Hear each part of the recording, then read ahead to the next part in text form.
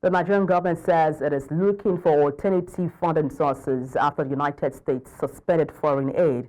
A top official in the Ministry of Budget and Economic Planning says Nigeria views the policy as an opportunity to boost economic growth through foreign investment and partnerships. While foreign aid has been helpful, the government aims to reduce reliance on it. One major concern is the funding for HIV programs, which heavily depend on donor support. Director General of NACA, Dr. Temitope Ilori, says Nigeria is working on domestic funding strategies to sustain HIV prevention and treatment efforts. President Donald Trump suspended U.S. foreign aid for 90 days after taking office.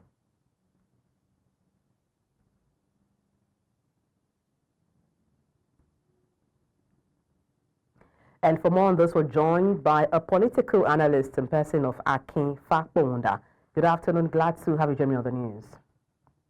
Good afternoon. Good afternoon, viewers. Okay, let me kick off by asking you, how significant is U.S. foreign aid to Nigeria's economy, and what sectors will be most affected by its suspension? Well, we rely too much on foreign things in this country, and it's not good for us at all.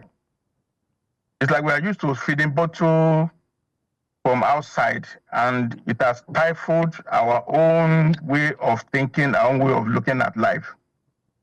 We're not going to develop if we depend on others. It is absolute. It's going to affect our psyche, our psychology, which is a positive development.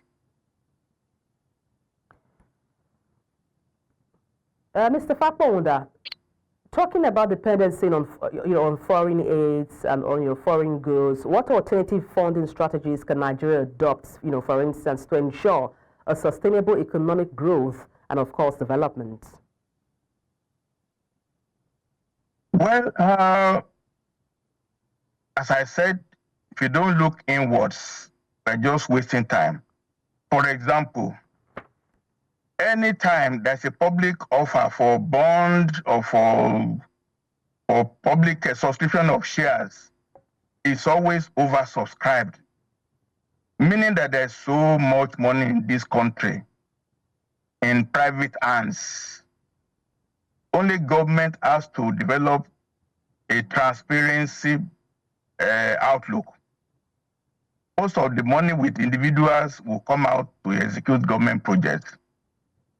But very, very importantly, government money is being stolen every day.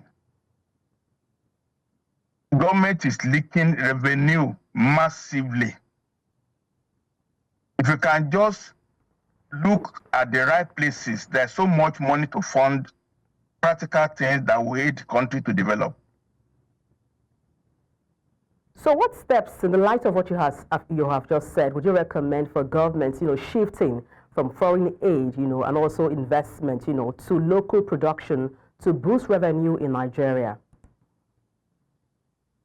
The first thing is that, like this year's budget, there's a deficit of 14 trillion naira, meaning the government is broke. But why the government is broke? They are looking the other way when there's so much stealing. Look, in the National Assembly, their salary amounts to public theft because whatever is not given to anybody, it is taken to be stealing. If the government approves 1 million per month, and then you on your own decide to be taking 20 million, is that not stealing? If you stop all the stealing, there's money to do many things in this country. Over invoice contracts, one contract, one road, 3 billion for 1 kilometer. Are we paving the road with diamond or with gold? We have so much resources and there's so much wastage. We have no reason to lack anything at all. We're endowed. Foreigners are mining solid minerals in Nigeria. Nobody keeps tracks of them. It's just unfortunate. We have wealth, but we are suffering in the midst of wealth. Let's take a closer look at the suspension of foreign aid, looking at HIV programs now heavily reliant on donor support. What are the risks of reduced funding, and how can Nigeria ensure continued access to treatment? Well, it's a shock. It's a shock to the system. For example, the HIV palliative funding. Before the Nigerian government will react, which is usually very slow, the incidence of HIV will just grow massively in the country.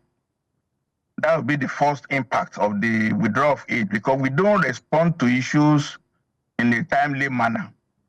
In any case, this year's budget has already been passed, so it's a good turnaround that we have to shift away from aid. Whatever the consequences, it is still good for us to be weaned from anything from overseas. May I make the point that we need somebody like Elon Musk in Nigeria too. Elon Musk is the one appointed by Trump to expose all the massive corruption in the US government. We need somebody like Elon Musk in Nigeria too, to go into the books of government and show all the areas of blatant stealing, blatant taking of public money. We will survive effectively if we can do that. We need an Elon Musk kind of person in Nigerian government. Mr. Fapohunda, if you can help us turn on your video, while you do that, let me wrap up by asking you what's your reference, people like Elon Musk making huge, impact when it comes to learning from foreign nations. Now, talking about foreign nations, what lessons can Nigeria learn from nations, to reduce dependency on foreign aid? Now, lessons, I'm referring to lessons we can learn from foreign countries. Well, we patronize Nigerian goods. We like to buy SUVs from Japan. We like to buy Mercedes-Benz G-Wagon from Germany. What is the basis for that? We're supposed to have locally made vehicles. The amount of money spent on cars, on SUVs alone, is a tremendous drain of the economy. If we look inwards and really be patriotic, but it takes leadership to do that. Leaders going about for foreign medical treatment is a very bad example for citizens to follow. It's best for leadership. If leaders really want us to change, we will change. But if they continue looking for foreign assistance, foreign direct investments, no foreigner will help you at all, none. When we wake up from the colonial mentality that we have, then we'll be ready to be a country, really. All right, thank you so much for your insight on the news. Akin Fapohunda, political analyst, many thanks indeed for your time.